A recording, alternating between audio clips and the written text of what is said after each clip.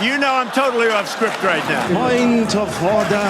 We are traversing uncharted territory. Listen properly. Are we in an auction here? We are now required to rise. Honorable member. Just a joke, but it's true. I don't have to tell you things are bad. Everybody knows things are bad. It's a depression. Please, Russia, please! It's like everything everywhere is going crazy, so we don't go out anymore. Get us Hillary Clinton's emails! Call on all of us, Just leave us alone. one and all, Well, I'm not going to leave you alone. to play our part. I want you to get mad. The faith of this nation is eternal.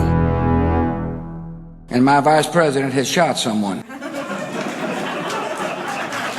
Good morning, and welcome to the first, as in second, episode of Let's Talk, and to a world which is unrecognizable from just a few months ago.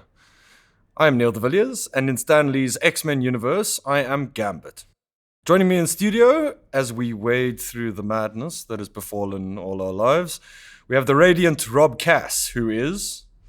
To go against the Radiant, I'd say I'm Nightcrawler. Aha! Via some copper cable in the ground, if you can believe that, we have the yappy Johannes Landman, who is... This one's quite a tough question for a big X-Men geek. I think I'd love to be Professor Xavier. Well, if I had to choose for you, you'd be Cyclops. Infinitely less cool.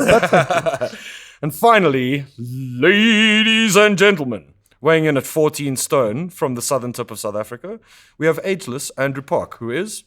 Good day, listeners. Oh, I wish I'd been given this in advance so I could look up the names of some X-Men characters. I think there's a guy called Archangel. Who's that guy with the armor? He has that. He suddenly armors up. Johannes? So, who put me on the spot? He's in the Deadpool movies. He's the Russian. Colossus. Colossus. Yes. He's my favorite. I like Colossus. My man. In this episode, we talk about soup, comets, hammers, ward councillors, Roger Stone, unfortunately, and what it means to have a civic life. Also, we get challenged to do 67 minutes a little more often than once a year.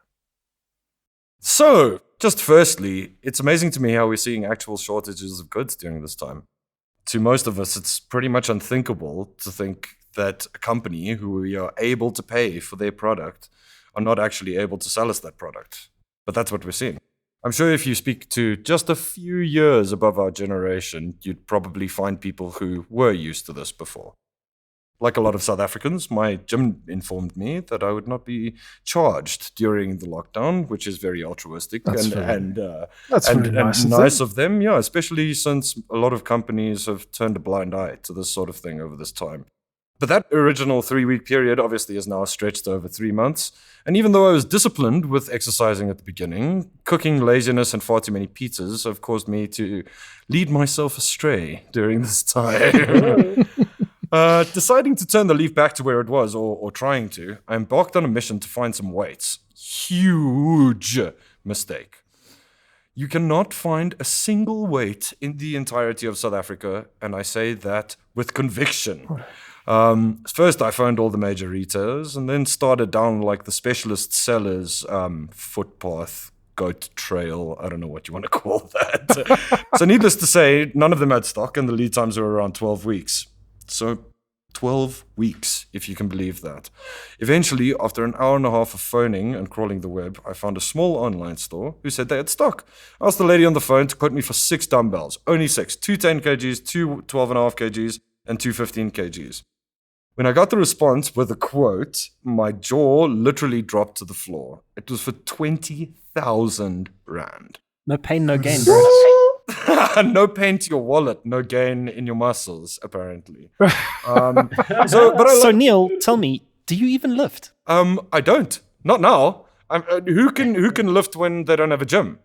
But I'd like to see opportunity. So if anyone of our listeners has an old set of dumbbells that has been sitting gathering dust in their garage for 15 years, now is a great time to get on Gumtree and sell them to me. That's the morning rant. It'll also help Neil that we'll stop fat shaming him and his flabby arms. Sure, rough, And I'm so glad rough. to hear that because I have an old dusty set rolling around at the back of my broom cupboard, and they have seen the light of day thanks to lockdown. Now I'm thinking maybe I should sell them to you, mate. So then you're gonna go back onto the Peter bandwagon, huh? Oh, what a pleasure. Indeed. And man, I would just like to take exception with the fact that South Africans or our generation doesn't know about shortages of things. I think we've all experienced enough shortage of electricity. I kind of meant products, you know. It's a product. Well, yeah, and that is actually kind of around what we're talking about today. I found a fantastic one. Theme parks in Japan are open for business despite the COVID threat, presumably still open. This is a gem, stay with me. But they are taking precautions. For example, visitors have been asked not to scream while riding the roller coasters, as this may help to spread the virus. This has led to one park unwittingly coining the perfect slogan for 2020 by erecting signs that read, "Please scream inside your heart." That's So if your heart metal. isn't screaming already, don't be afraid to let it off its leash. You may just save a life. It is metal. It's metal as fuck. I can feel black metal fans all over the world like wandering into forests at night and screaming inside their hearts. You just imagine people with Kiss makeup on roller coasters in Japan, all of them with their mouths closed. inside, I'm screaming. So, I mean, I've been looking around for anything good that relates to the South African government, because everywhere I look, I've just been going crazy with the amount of craziness that's coming out of the South African government and the ANC. And I've made a mission for myself to find something positive, something good that they've done. Rob, why didn't you just pick up the phone to me? No, I wanted to find it myself, not from the eternal optimist. I want the pessimist view on optimism. So what I found is that they've done one thing which I'm happy about. Because I got my driver's license, my new driver's license this week, which I applied for in February, and finally got it this week. That's less time than it took me to renew mine, which I'll tell you about. But what they've been so kind as to do now is extend all motor vehicle licenses and driver's licenses. So if you were due to renew it anytime after the 26th of February, or 26th of March at least, they've basically extended driver's license up to the beginning of January next year. And your motor vehicle licenses, you'd have to check online for that. But depending on when it was due, it's also been extended by quite a few months. So why the hell can't we see the same kind of cognizance of the situation in stuff like restaurants having to renew their liquor licenses? I mean, still now they have to renew their liquor licenses, even though they have no idea when they're going to start operating again. Dude, even worse than that is liquor producers have to pay excise on alcohol that they're allowed to make but not sell. Heard about this, yeah. But Madness. they've now brought a class action against the government, saying that they want to defer the taxation for March, April, May, I think. Yeah. Yeah, man. I mean, I just wish the government would cut some people a little bit of slack, and it goes everywhere from the people who are actually employing people all the way down to kind of the rest of us. Let us have our beer, please. Don't get me started on the liquor ban, man. I've got a lot of rage there. I've got one for you. Okay. 25 years ago was the last time we saw a truly bright comet in the Northern Hemisphere. Its name was Hale Bopp. Oh, yeah. Isn't that an epic name? Indeed. The Economist came across some lovely radio and TV anchors at the time, this is now 1995, saying, I quote, "A flying mountain of ice 40 miles across, the wonders of nature writ large. It knocks spots off the Grand Canyon and so forth."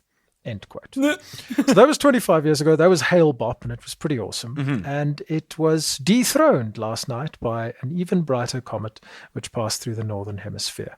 Its name is Neowise. Neo like the Matrix, wise like a sagely wise person.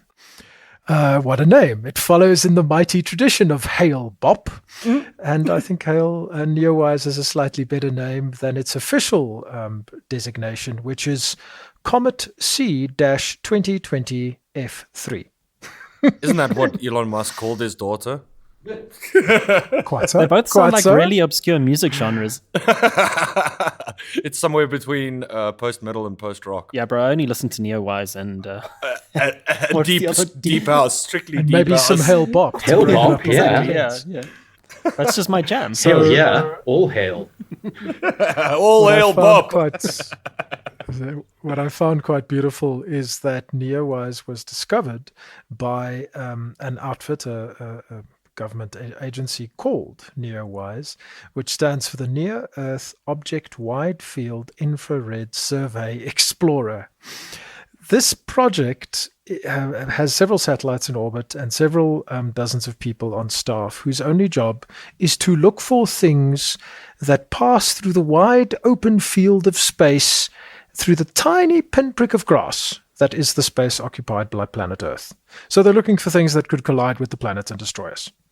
And it's really cool for me that something looking for threats found this rather beautiful comet. I like that, Joe. I like that. It's interesting how a lot of things recently have kind of been like a negative thing causing a positive change. Like, Probably that. for example, the aftermath of this new space race that we're seeing. I think that what Trump is basing the space force on is obviously a really negative kind of connotation of conflict and whatever. But he is pouring billions into it, and I think it's a great space to be in. And then the other day I heard about. Is it a great space to be in, Yeah, Neil? did you see what I did there? For America to be in. And then the other day, I'm sure we're gonna cut this out, but fucking, I heard this story about a pedophile who was in Oklahoma, and what he did is the land in Oklahoma, around Oklahoma, was ceded to a First Peoples tribe in America, years and years and years ago. But then, since then, the Americans, the white man, came in and basically killed all of these native First Peoples. So they basically just took the land back by force again. And this pedophile brought a case to the Supreme Court in the US. And he said, no, you can't try me under US law because the land that I committed the crime on belongs to the First People. And then the judge upheld it. So now there are 2 or 3 people in the First Peoples in the US who fucking have all this land, and they can't try this pedophile because it's not Native American land. Oh my God. We're definitely cutting I'm that out. hoping a member of the First People's Organization finds him and inflicts justice in their perhaps more brutal and appropriate way. This episode is full of hot takes already. Johannes, take it away. Okay, hold on, I'm up. You are. Ladies and gentlemen, when we start to discuss civic life, I think it's important for us to realize that there is a hell of a lot of it happening out there that we perhaps don't know about. So if you would permit me 90 seconds to blow your mind. I'm timing you, Joe. Let me begin by quoting Constitutional Court Justice Judge Edwin Cameron. Open quotes. The Constitution itself cannot save South Africa from crime, corruption, misgovernance, governmental inefficiency, and police brutality. What can save South Africa is the Constitution in a combination with a proud, deeply skeptical population, together with principled lawyering. Let me just say that again. What can save South Africa is the Constitution in combination with a proud, deeply skeptical population. And the gentlemen on this podcast, my anarchists and my skeptic friends, we need you. We need you in our population. And we also need some principled lawyering. I love that quote.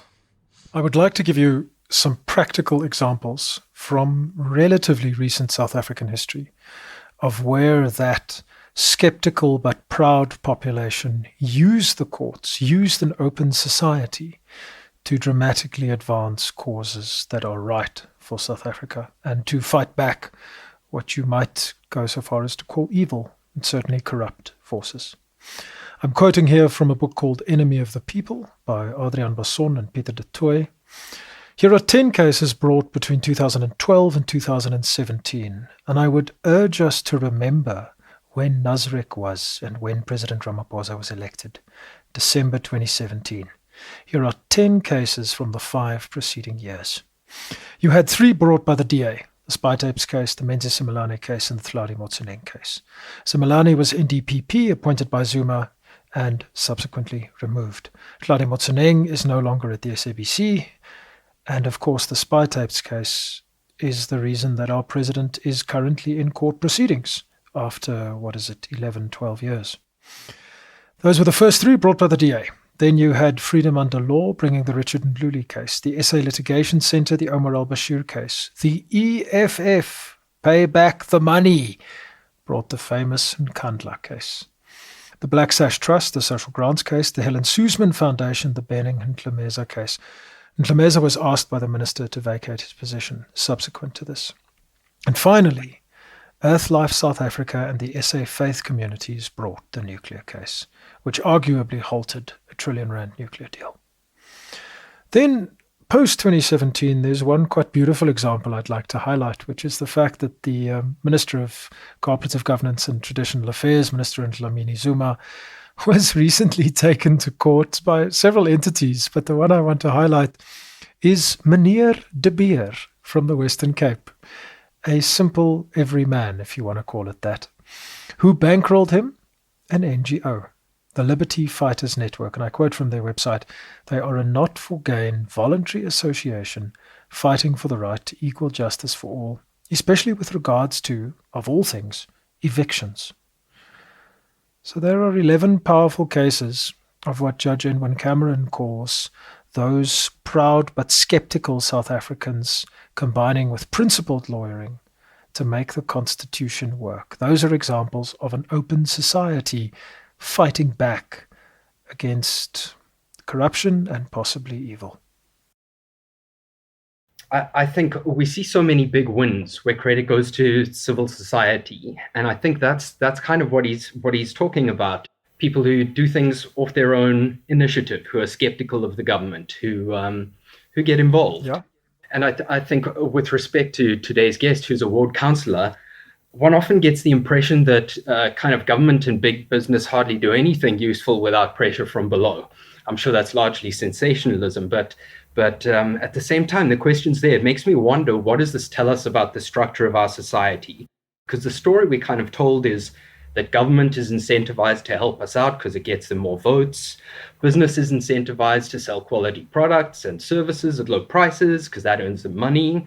So our political and economic systems, like the people in those, their interests are supposed to kind of align with ours. If a business or political party does well, we're all supposed to share in that success. But then civil society is almost like it's like an optional extra.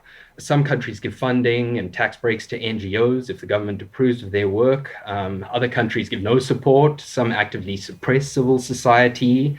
Either way, it's generally accepted that working in civil society is a sacrifice, especially if you have skills that you could use in the private sector. So I guess the question is, if this is true, this kind of story, how is it that civil society is holding large parts of society together where business and government are failing?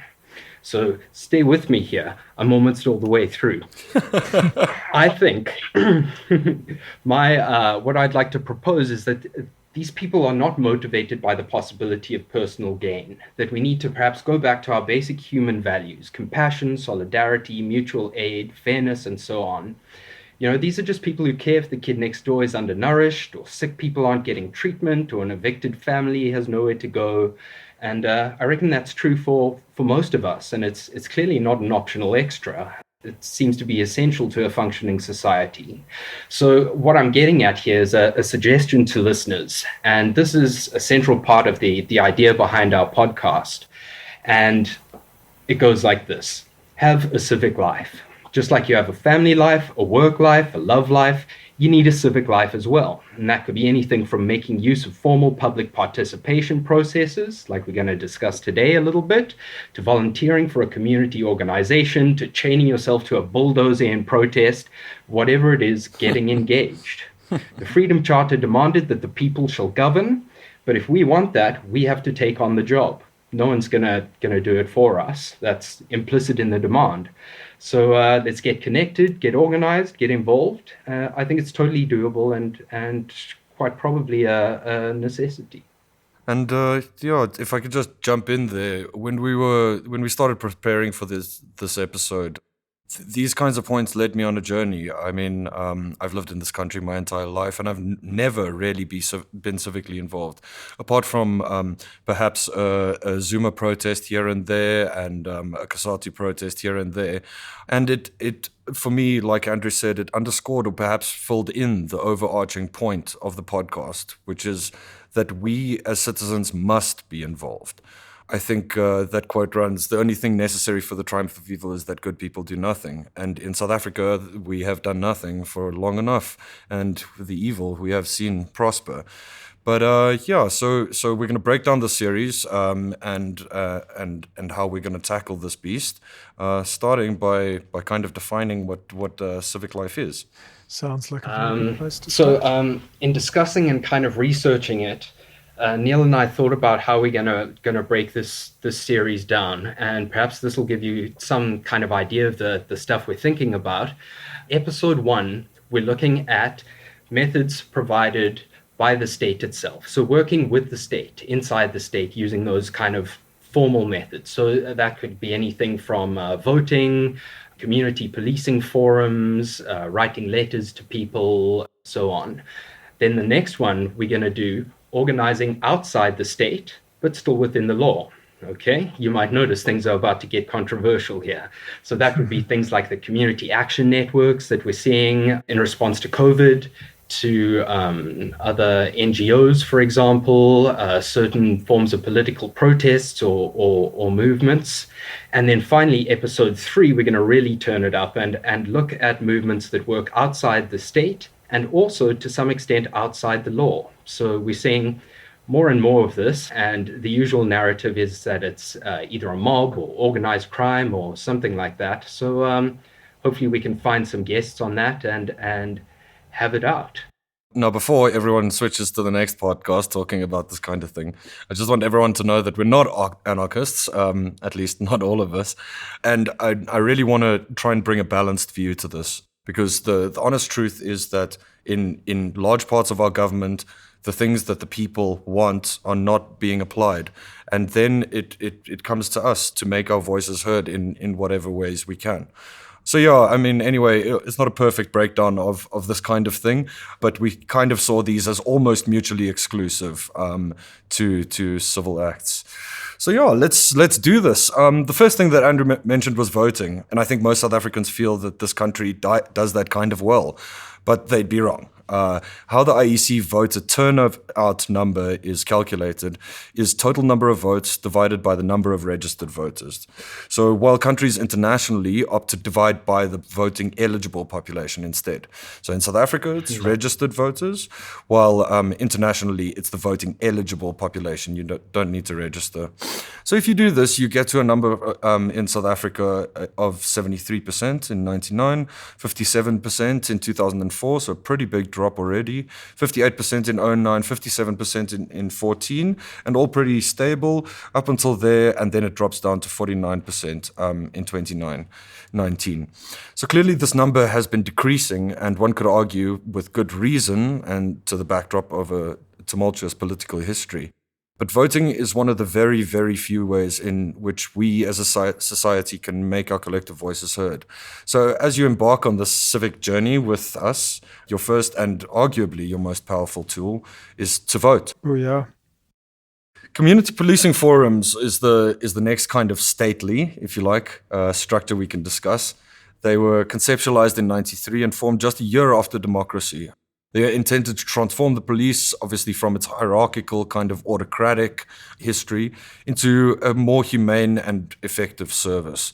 They were meant to be broadly representative of the community in which they serve, and to promote communication between the community and police. I think that this has kind of all gone astray in recent years. From what I can gather, there's been a steady progression from their early intention into a kind of police support group, I've heard instances like in the Western Cape where community policing forums now provide provincial government with people for security work in exchange for a stipend. So it's kind of that originally it was intended as this voice of the people to communicate with police. And now kind of what it's become is a police watchdog. And you can kind of see that in the branding that they used officially over the years. An article that I read compared kind of the idea and the mission statements behind the community policing forums over a number of years. And pretty quickly it turned from being representative of the community into working with the police to solve crime, to basically a partnership with police to solve crime, which is obviously not their intended outcome. Do you think that that is maybe a factor of the circumstances changing? I mean, the whole idea was conceived prior to its implementation as a balancing force to what the police used to be like under apartheid. And subsequently, as people, for instance, as crime has got out of control and people have at least perceived it to be out of control in their areas, they've sought to find some kind of response. And maybe it's something that's outside of what it should have been, but it's kind of responding to what residents feel are the needs. Yeah. Look, I'm not saying it's all bad that there are these partnerships, but perhaps then it should be a different organization doing it, because it kind of hampers the ability of a CPF to do its original intention. Because if you're working so closely with the police, kind of giving them community-based information on who is dealing drugs, who is whatever, in gangs or whatever. That kind of partnership does not foster a good partnership between the CPF and the community. I don't know, that's just the way I see it. I agree totally. Yeah, when your stipend's at stake, then you're conflicted. Yeah, and I think that's what the author of that article was trying to point out. And that brings us nice and neatly into the question of ward councillors. I'm sure I'm not alone in this room or among our listeners in saying that before this series I had heard of ward councillors, but didn't really understand their role or the structure they formed a part of. What I've discovered since is that locally they're supposed to provide the first port of call for disgruntled citizens. They need to liaise between and are responsible to the municipality and their constituents, something which seems impossible to me. Words like social cohesion come up, and while I believe this could be a thing, whether it actually occurs is a point of discussion. And as my friend over the copper lines has said, I am a cynic. But I think it's important to outline that there are real difficulties with this position. Boards are overly dependent on the performance of councillors, and I think that ties into our earlier point, where the councillors set the agenda of the meetings, how often they meet and provide the flow of information. The elections are difficult to control and, as we all know, quite controversial often. And wards have blind spots that are created by the organized. Stephen Friedman makes the point that the organized don't need representation in communities. It is the unorganized that need representation. Creating a blind spot based on that causes it to fail to engage with constituents at large. But there are some positives. There are good people that exist in these positions. Some ward councillors are constantly involved with their constituents through email, social media. And there have been a lot of wins, such as digital systems to log service delivery complaints, new road surfacing, and the upgrade of town halls. And we have someone on the line who might know a bit about these, or at least he should, because they were all his. It is my absolute pleasure to welcome David Potter, a councillor from Ward 102 in Johannesburg. David, welcome to the show. Thank you. Thanks for taking the time. Thank you. Thanks for hosting this discussion and getting people involved in their civic mindedness. Yeah, we're really excited, man. I know you were listening in to all of that. Anything that pops into your mind that you disagree with vehemently, you're gonna run to our office and burn down the doors here? I won't quite burn down the doors.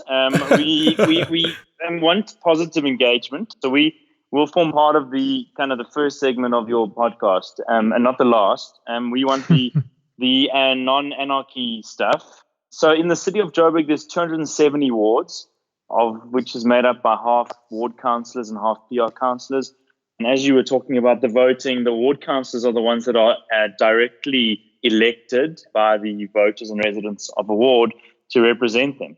So my ward is 16.6 square kilometers and covers about 14 suburbs. So the wards are large, and depending on the population in that ward determines kind of the size of it. So some wards are 2 square kilometers, just depending on the densification of that, or the density of that ward in terms of population numbers. Yeah, and that brings to mind an interesting question, but I'm going to keep that for just now. My first question, and the first question that jumped into my head when I knew we were having you on, was, it seems like an absolutely thankless job. Why do you do it? It can be thankless. It can also be quite rewarding. I guess there's nothing much like the grassroots politician, and that's what a ward councillor is. Obviously, I have the view from the ward councillor chair or ward councillor position that if you don't have power, running water, electricity, or street lights are off, those are all kind of bread and butter issues of a municipality in which we have direct kind of influence in changing or fixing, making sure you have power, that the robots work or the traffic signals work. So we're the grassroots, ground level politician. So whilst it can be frustrating and thankless at times, and we kind of have a high kind of conversion rate of issues that are resolved, which does make it quite rewarding at the end of the day once issues are resolved. I mean, just today, residents in a suburb of mine didn't have water for the last 2 days, and they were very frustrated.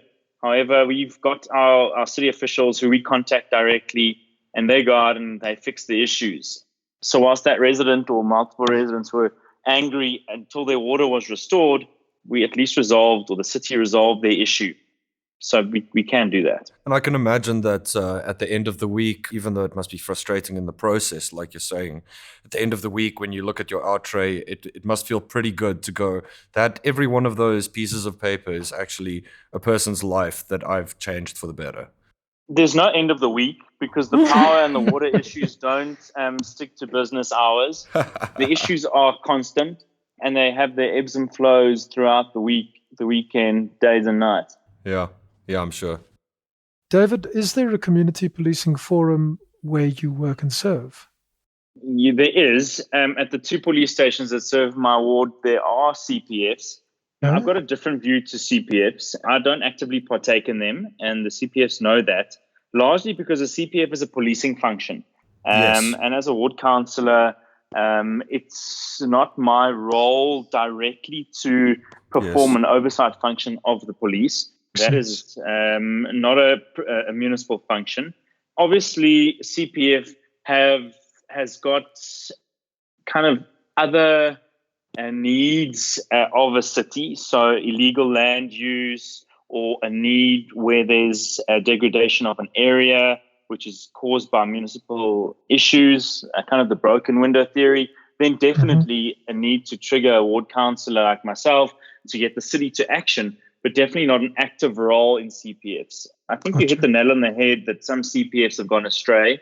Definitely the case. I don't say it's the case for the CPFs in the ward in which I serve, but definitely that is a cause for concern. There's also a lot of political infighting in CPFs for positions. I'm not aware of any stipends where CPFs are paid, but I'm not saying that it doesn't exist. And there are, I guess, tit for tat or quid pro quo scenarios that could play out in certain CPFs. And again, there's no real cookie cutter approach to CPFs. I suppose there's guidelines, but whether there's oversight of CPFs, who knows? So yeah, it's a good debate. Yeah. And what value have you found, if we could take the 2 in your ward as an example, what value have you found they add to the community or the police, if at all?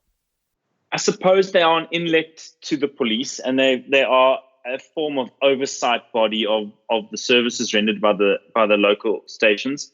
And I guess if residents have issues with the SAPS, generally they can direct their concerns to the CPF. Whether the CPF have much teeth is a debatable topic. Whether they have much control or influence is also another thing. I guess it also depends on how the station functions in terms of their management structure. Definitely. Every station runs differently, just like every business runs differently, depending on your management style, whether you embrace the CPF or whether you find them a hindrance. is also totally relevant in terms of their relevance to the station and the community. Yeah, definitely. That makes sense. Definitely. So, David, I'm quite interested in the actual mechanism of escalating complaints from residents. Like, what does it look like for you? You know, the complaint comes to you. What do you do in escalating that to get it solved? So part of our role, I guess, is an education role. We need to explain to those, we can call them residents, interchangeable word, residents, constituents, how to log issues. So we're not necessarily the first port of call for a issue.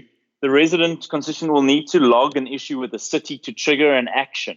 The city's got a service level agreement, which council has approved, which requires, like in Joburg Water, to resolve water issues within 48 hours, power issues within a sliding scale, depending, streetlights within X number of days, sewer bursts within X number of days.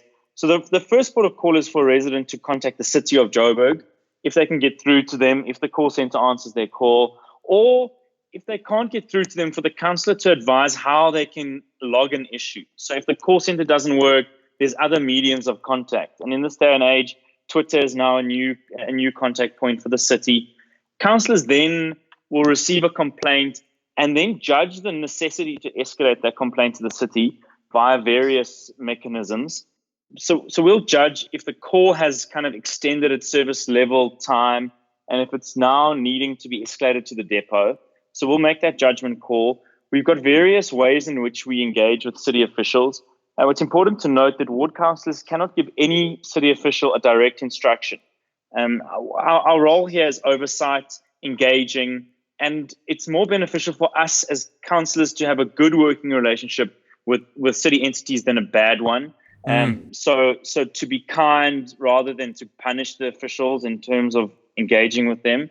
So we'll post it on a WhatsApp group, or we'll phone the officials, or we'll send an email, or have a site meeting in terms of resolving whatever issues are raised, from water issues, I guess, to housing and more complicated things like changing a road design, etc.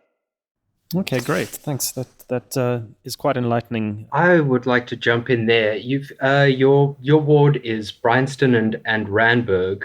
That's fairly diverse. There are a lot of different kind of people living in there. How do you make sure that everyone's voice is heard, and how do you kind of weigh the different interests against one another? So the two areas are different. The Randburg CBD is more of a transport-oriented development, a TOD, what the city refers to, where it's a commuter hub where people largely just use the Randburg CBD to pass through. It's also got the Randburg Civic Center, which is one of the largest civic centers in the city. I used to frequent it as a child. It used to be beautiful. Randburg used to receive the most beautiful award of all the municipalities in this area many, many years ago. Unfortunately, it's largely degraded, the Randburg Civic Center, and it's not a place where you excitedly want to go and visit. You begrudgingly go there to renew your license and hope that the system is online and that kind of thing. So the two areas are largely different, but they don't get serviced any differently because they both form part of an important part of the ward.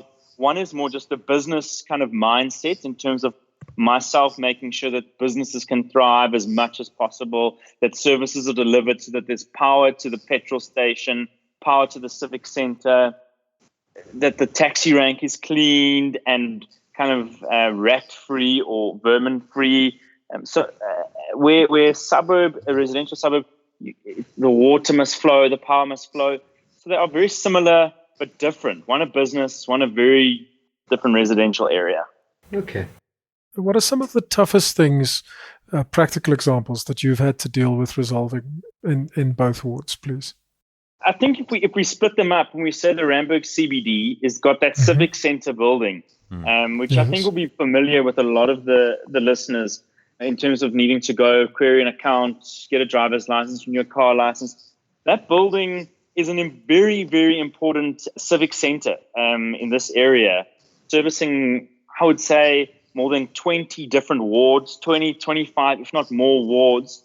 And that's one of the toughest places to deal with. That building was built, was then left to mothball, was then reused by the city when they moved back into there, I don't know, maybe about 15 years ago. So that's the toughest. And the city officials look to me for leadership in terms of why does the building look like it does?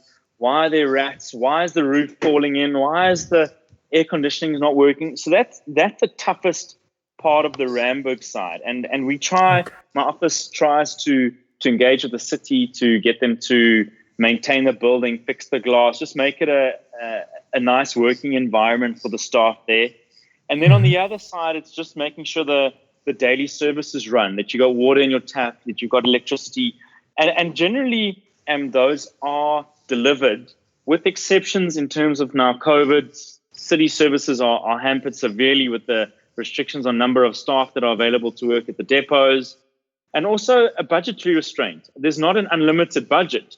So whilst you pay your rates and taxes, not every rand and cent goes back into your ward. It goes into fixing the city generally and putting resources into areas which historically never got the resources that they needed. And now they're having the opportunity to upgrade. So those are the two kind of differences. Thank you. Where are the system's failures, David, as you see them?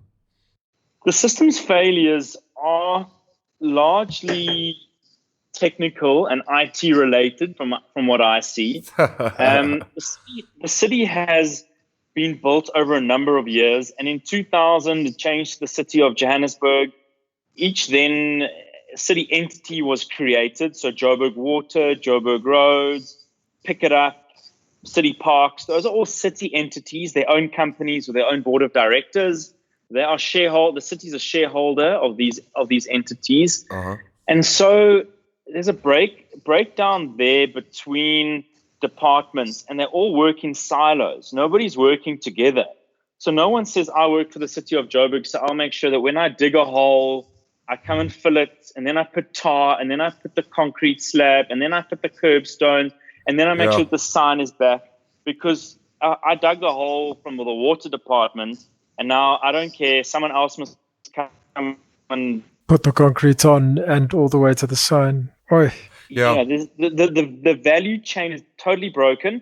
And because each of them has their own board of directors, which dictates how they must operate, they each have their own IT system. So there must be, I don't know how many legacy IT systems that are not connected and all running independent of each other in the city. And so there's no global view of the city from an IT perspective. And I mean, it sounds to me like structurally that doesn't sound like a recipe for success. If you've got kind of partially state-owned companies providing all the services to the city, it just sounds like a recipe for disaster. Is there a better way to do this, David? So they're not necessarily. They might be definitely state-owned, not so much private, but they're governed by boards of directors. So the city council has less kind of oversight on them, because these entities immediately say, well, I report to the board of directors. But I mean, sorry to interrupt you, David, but that's unacceptable, because I mean, the only contract that Pick It Up has is the city of Joburg, surely. The single shareholder is, yes. But it is a fully owned state-owned enterprise. Yeah, but it's amazing to me then that there isn't kind of that recourse mechanism. You know, like you say, the people who are working for Pick It Up say they're answerable to a board of directors, whereas the city of Joburg is ostensibly answerable to us, the citizens. I'd say they are somewhat responsible and accountable to the city of Joburg, but not so much as if they were in one city of Johannesburg umbrella. And not multiple umbrellas reporting to multiple boards of directors, levels, layers of management. And that's one of the dysfunctionalities of the city. I mean, if you compare the city of Johannesburg to the city of Cape Town, the city of Cape Town's got very few of these entities. They run all the departments under the umbrella of the city of Johannesburg Metropolitan Council and not via these entities. Yeah. And you said City of Johannesburg Metropolitan Council, you mean City of Cape Town Metropolitan Council? No, yeah, so if I compare the City of Joburg, the City of Cape Town, both metropolitan municipalities, the City of Joburg makes extensive use of entities, where the City of Cape Town doesn't make use of many entities. They got only a handful of entities. Got you. And what kind of integration or communication or coordination is there between this diverse mengelmoes of entities in Joburg? How do they talk to each other? They don't really, and I'll give you an example. I was on site yesterday in Bryanston at a power outage that has been ongoing since Friday. Joburg City Power had to dig a hole in the road to expose one of their cables. In doing so, they hit the water pipe. So the water pipe then burst and was running down the road. And when I got insult to injury. Yeah, and now the residents on the power and the power cable's under there, so power and water don't mix too well. And when I got there, the city power officials were really trying to raise Joburg Water, but they were phoning the wrong depot. They were phoning a depot that they know, but that's not actually servicing this area. So there's very little interconnectedness.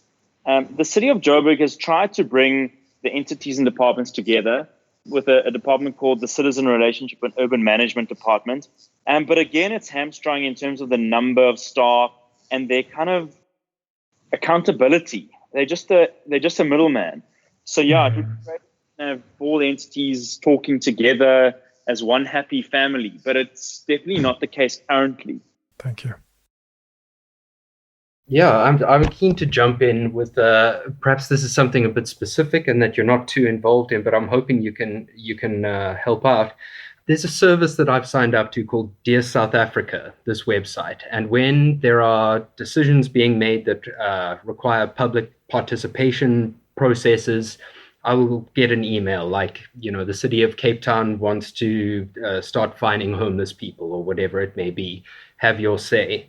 So I go in there and it gives me a little nice template to type my email to whoever.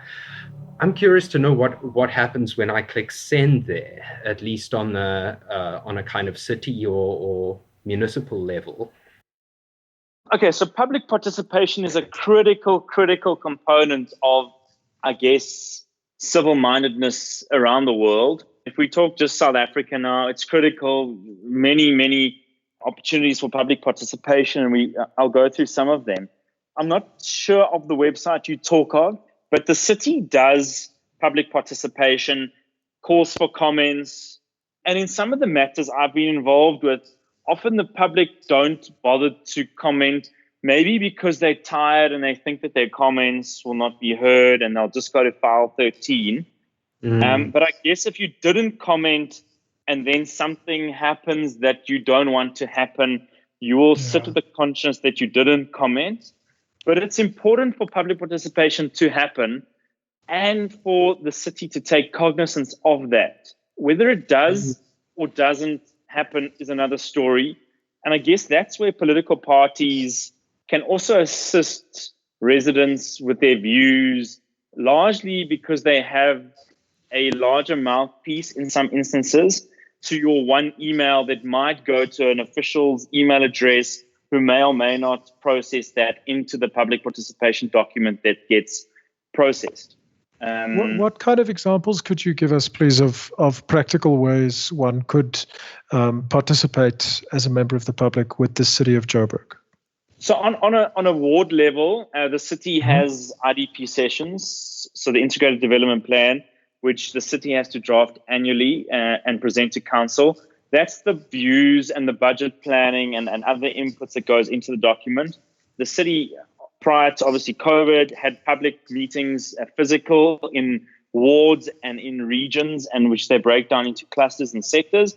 And residents go there and they will say, well, we need a playground or we need this road resurface. It largely talks of capital intensive projects, the widening of a road or the installation of a reservoir because the water output is not great enough for an area that's become too developed. So there's that. There's the how budget. could we? Sorry, David, to interrupt you. How could we know when those meetings are so that we could attend them, please?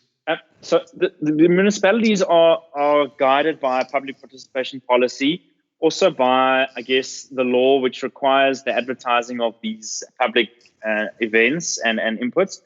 On the city website, they publish notices. These notices also go into the local newspapers, and some of them also have to go into the kind of the municipality or the newspapers that are published within the metro. So, like in Joburg, you'll find it in the Star and the Citizen and the Sowetan. When in the Western Cape, you'll find it in the local papers of those areas, such as the Argus and Cape Times, the local papers. So look out for the advertising and check the website. You need to, yes. And obviously the ward councillor we can just expand on that. The ward councillor also has a responsibility to publish notices or retweet tweets from the municipality. What's important to know is the kind of change from the traditional advertising in a newspaper to now the social media advertising. So to follow the city's Twitter handle and to get the updates there, that's where a lot of the information that you need as residents is posted now. Not so much in the traditional website and newspaper, more on social media. As a matter of interest, if you don't mind me jumping in there, as a matter of interest, have you noticed an uptick in community participation with advertising through social media channels over traditional newspaper advertising? Do you talk about the city's use of social media? Perhaps in things that you've been involved in meetings and things, for instance, are you seeing at your local ward meetings if you are putting that information out on social media rather than just I know where I stay, there's often just posters that are posted around the neighborhood of meetings with the ward councillor, for instance. I'm totally. So every ward councillor has a different approach to how they engage with communication. Some have chosen Twitter, some have chosen Facebook, others are email newsletter. So there's definitely an increase in advertising of public meetings via social media, as well as the broadcasting of these meetings on social media. So the city, at their public meetings, they'll broadcast the meetings on live Twitter or live Facebook so that the residents and the constituents can get a view into what's happening at these meetings. So most definitely. But the traditional newspaper medium of communication is also important. The local Caxton newspapers, Sandton Chronicle, Norfolk Marble Times, and the like are also very important in communicating what's happening on the ground. Because whilst you might open a general large area newspaper, that's a lot of news to consume. But if you're actually only interested in your local news as to what's happening down the road, you'll open up a Caxton local newspaper and find the local news.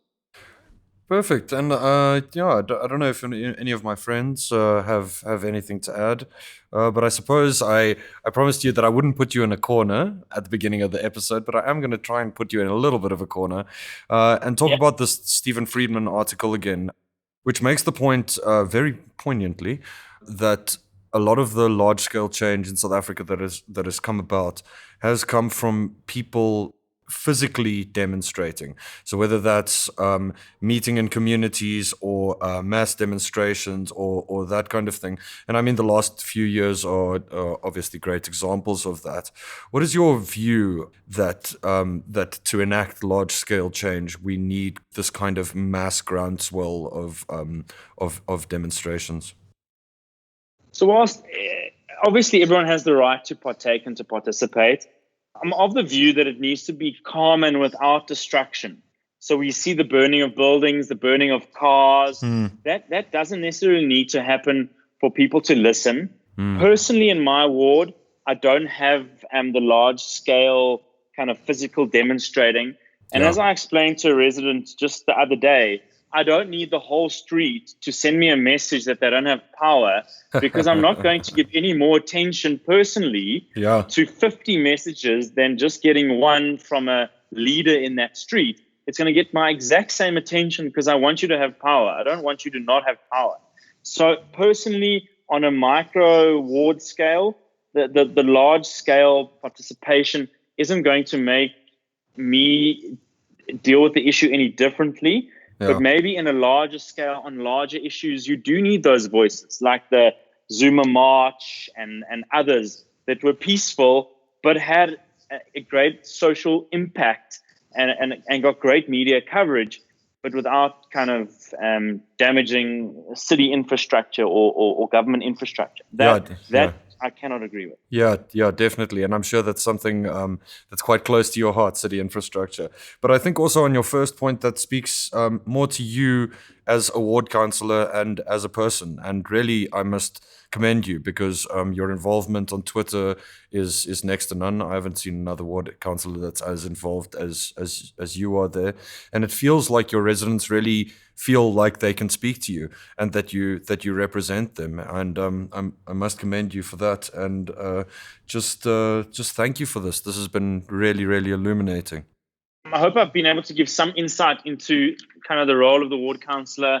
And I think most importantly, as you're also pushing for the public participation process and for residents to know that there's various ways that they can interact with the city. One, via their councillor, two, via petitions, which is something we could go into at length on how to petition the city for things.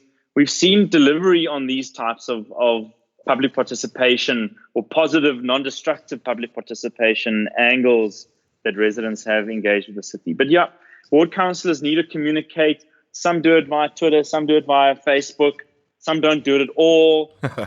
So there's no cookie cutter. No one really dictates how you should do it. Yes. But I guess to be relevant and to be there and to serve, you need to communicate. And if you don't, well, then people are going to think that you're not visible. And that's what you need to lead with. Yeah, definitely. David, thank you so much again. Really appreciate you taking the time, man. Pleasure. No worries. Thank you, guys. Cheers, Appreciate David. it. Thanks, David. Good luck out there. Cheers. Thank you.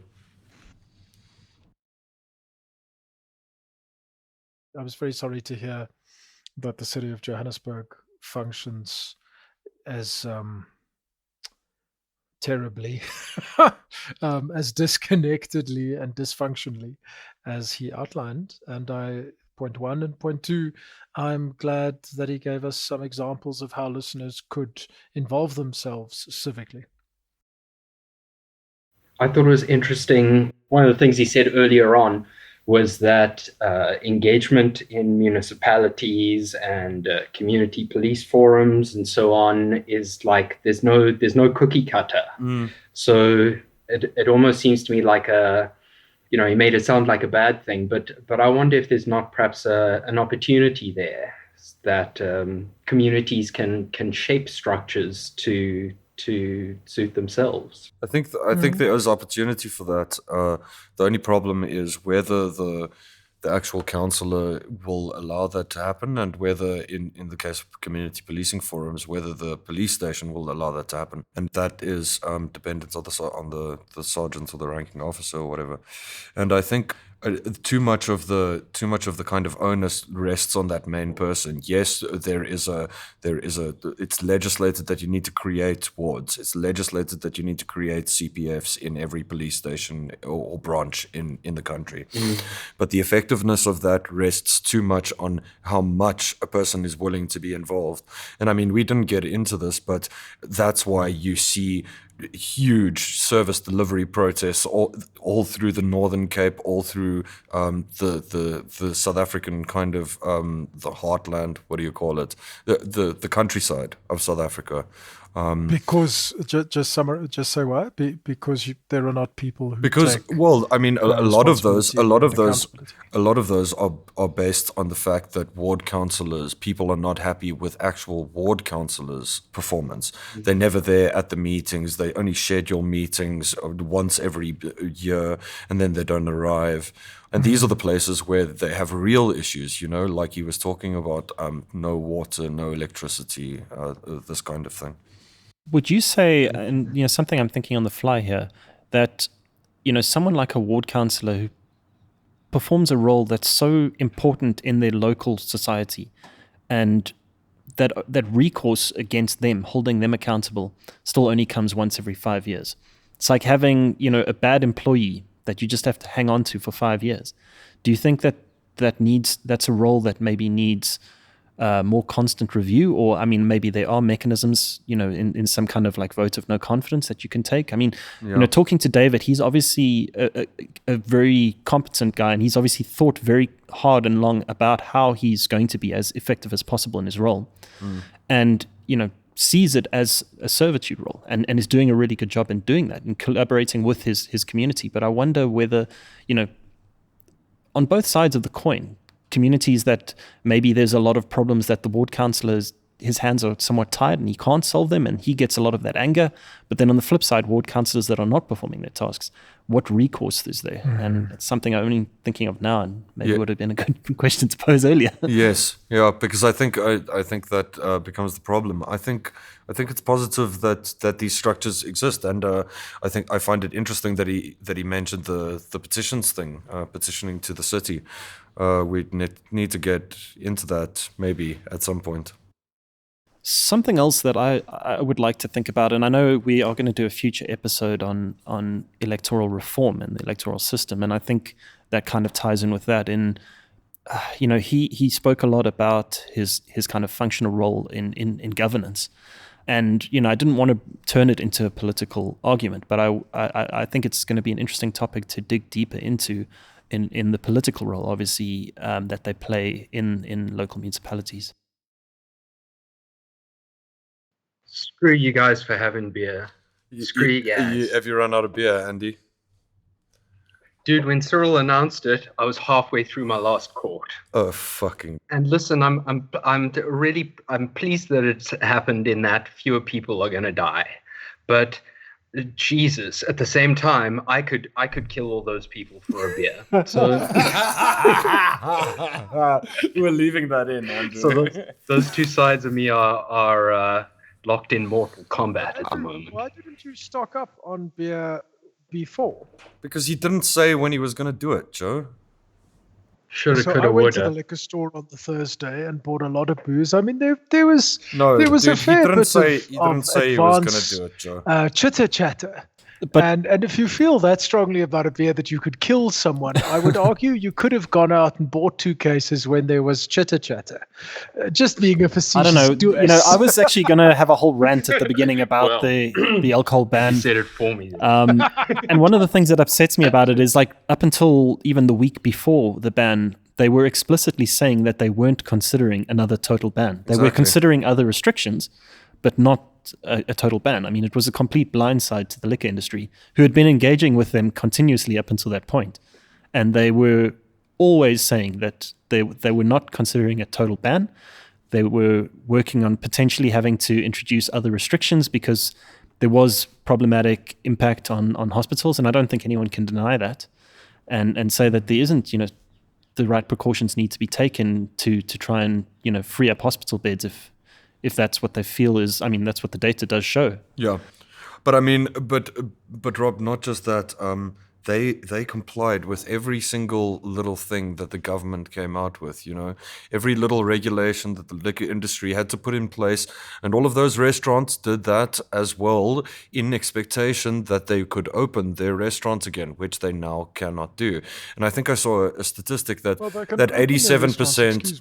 They can open the restaurants, but they won't be able to sell liquor. Okay, so that means they make I was going to make the point. You can 87% of restaurant turnover comes from liquor, is what I saw. So the food and beverage industry released statistics, and over an operating week in comparison to last year, even though restaurants were able to operate, it shows that 87% of restaurant turnover comes from liquor. So, and I mean, even at the beginning, it wasn't. I was just disputing the incorrect statement that they can't open. No. I'm saying that if such a large percentage of your profit and your income comes from there, you can accept that people can't pay exorbitant rents, that they can't pay to have as many waiters as they could. And I mean, at one point, it was so ridiculous because you could sit at the restaurant and have a meal, and then order your booze through the back door and get it delivered to you in a brown paper bag, like you're a criminal, or like we're in Prohibition in the 20s, or like we're living in Australia in a nanny state. And then you could eat your meal and then go home and drink your liquor. And I mean, that just kind of shows the thoughtlessness behind it. But I do take Rob's point, and I think that we've discussed this before, that the liquor industry needs to take responsibility for these people drinking themselves into comas and beating each other to death and having car accidents and whatever. And I think that a good way to do that would be to have them build actual hospitals. Have them build the fucking hospitals and say, okay, this amount of people, and I don't think it's such a large amount of people, but this amount of people over an average weekend get hospitalized because of liquor. Okay, SAB, go and build a hospital in Lanseria or in Nasrec or whatever, and I can bet you right now that the liquor industry would have already done that. Well, they would have done it quicker than the government could do it. Interestingly, that's one of the things that the liquor industry is now proposing, is that they will take the excise that's due on liquor now, because they're allowed to produce, and the excise is due at the point of production, not the point of sale. So they're due to pay excise this month, and they're asking for government to forgive that. Yeah. But what they're also suggesting as an alternative is like, hey, let us trade. We will take that excise directly and put it into healthcare. Yeah. It's a much better measure, but what we've obviously seen from the government is putting in these regulations, which you could argue they thought were well intentioned, or you could argue they have bad intentions, but they put them in, and then it just the doubling down on the regulations, especially these draconian regulations, is worrying to me. Like we mentioned with the kind of data that Nkosazana Dlamini Zuma presented in court that was feather thin. And it just kind of feels like they're doubling down because they don't want to make themselves look stupid. I don't know. I would approach it from a different... Sorry, Johannes. I would approach it from a different perspective in saying, I mean, I'm, declaring my bias, I like to drink beer, and I'm like peripherally involved in beer and the craft brewing industry. But I would say I don't think you can argue with the fact that there is a liquor problem in South Africa, and it creates a huge strain on a medical service. Of course. And particularly in a time like this where every bed counts, it's difficult to argue that, someone the data is pretty good on this from the Medical Research Council, where they based all these decisions in saying, these are the potential beds that could be freed up by banning alcohol. And I don't think you can make an argument against that it's more important to free up beds for COVID-19 patients than it is to have medical trauma beds available, or ICU beds available. Of course not. For traumas related to alcohol.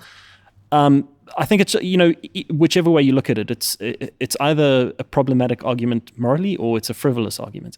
But I think the important thing for me is that if government was taking this decision to say it's in the interest of the country to stop liquor, they should have come to the table and said, okay, look, we're going to have to do this for a prolonged period of time where we don't allow liquor sales. This is what we're going to do as a government to support the liquor industry through this time, and say, here's some certainty for the next 2 months or whatever it is.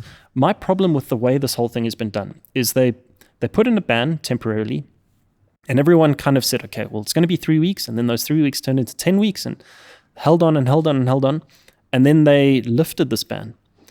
But the problem is they lifted the ban without real thought as to what they were going to do to then curtail all that violence and that abuse and all this kind of the spillover that would cause on the healthcare system.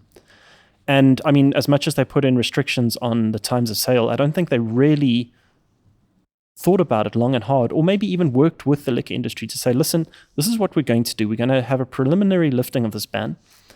These are the frame of reference that we're going to use for saying whether we're going to carry on allowing it or not. This is going to be the time period that we're going to take to say, is this working or is this not working?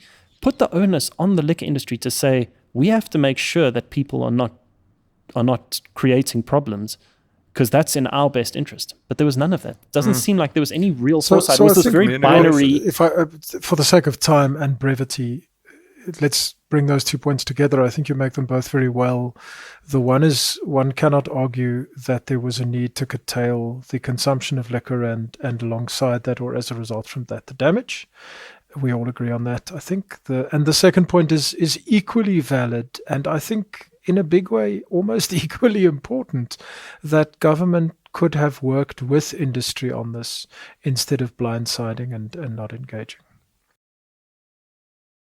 Well, I've got Kanye West is no longer running for president after just 10 days. Thank God for that.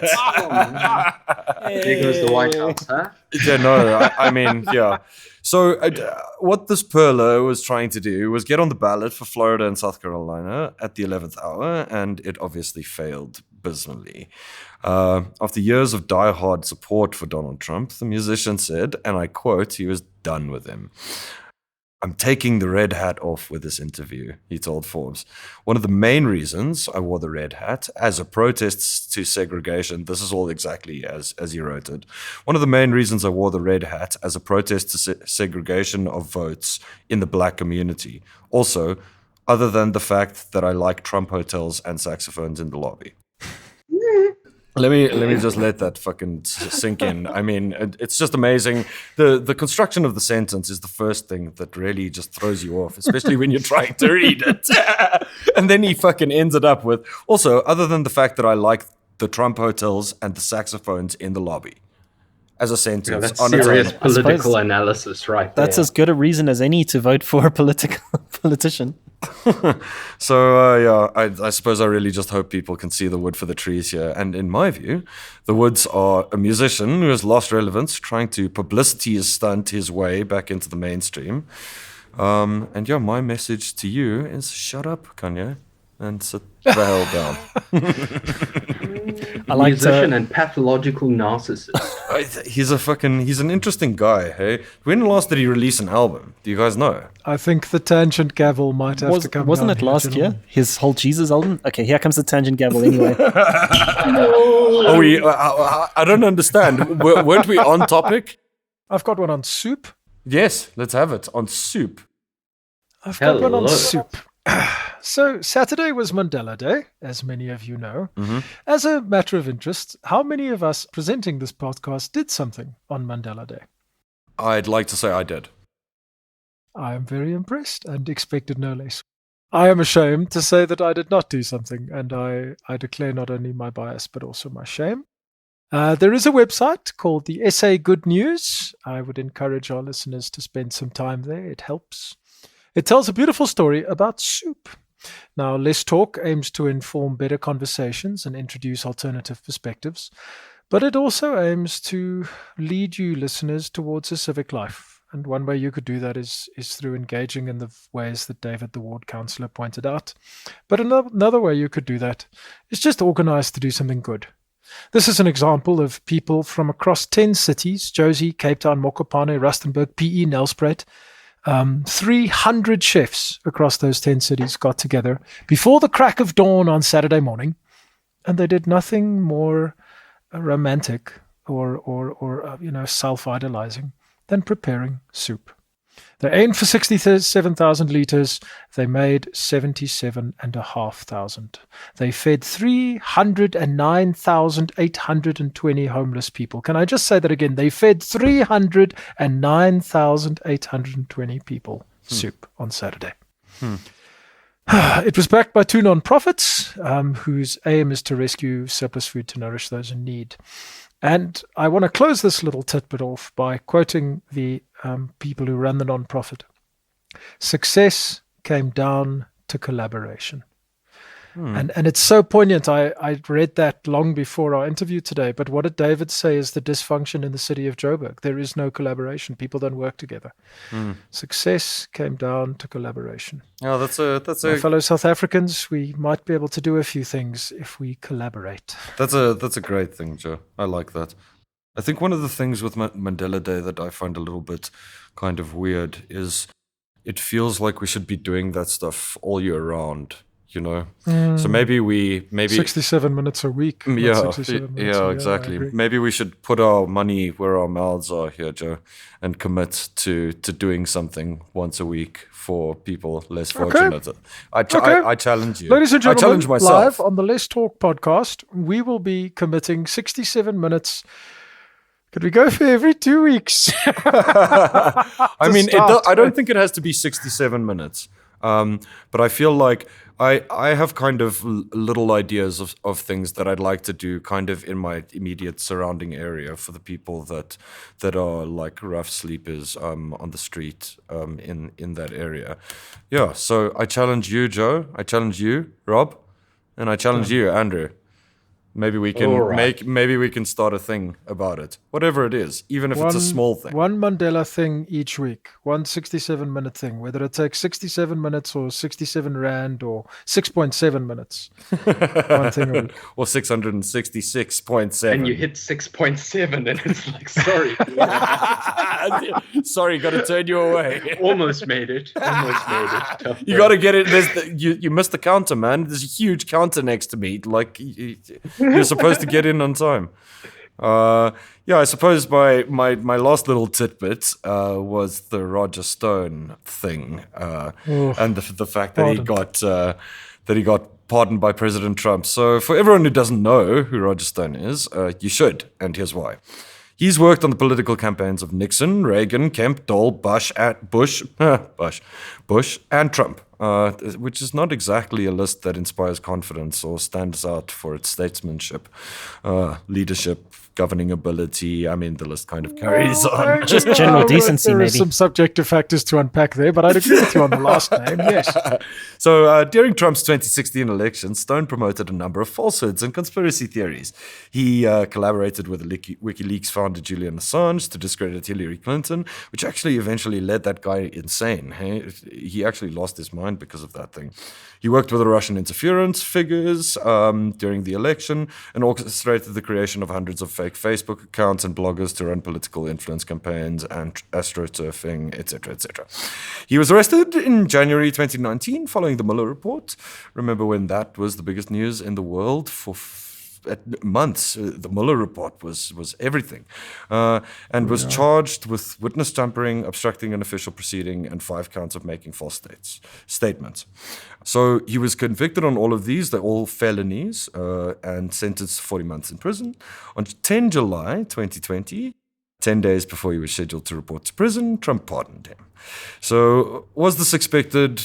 Yes, obviously. Why am I talking about it? Because it's wrong. And I think that the president is above the law, at least while he holds office. But it kind of shows that his accomplices are always above the law. And my second point, just to tie this up, is that it ties right in with the message Trump is trying to send. And that is, if you turn on me like Paul Manafort, I'll bury you. But if you stick with me, I'll make sure you never spend a day in jail. Mm. Isn't it nice to hear that the sickness at the top of the United States political system is worse than whatever sickness we have in ours? Well, yeah, I suppose it's nice in a way. But I mean, that guy has a lot more influence and power. It's also a lot more insane in a way. Agreed. Yeah, totally. I mean, we saw quite a lot of that. We don't have a system for pardoning people in South Africa, as far as I know. But like people like Shabir Sheikh are still alive and well. He's entering his 20th year in medical leave from prison or whatever. Yeah. And I mean, a lot of these people get away even in a South African kind of context. But hopefully we can freaking get some of these people at least into the jails and behind bars, Johannes, because I'm sick of them. I'm not going to hold my breath. I'll stake you, Andrew. I'll stake you lunch at the Grill House 12 months from today.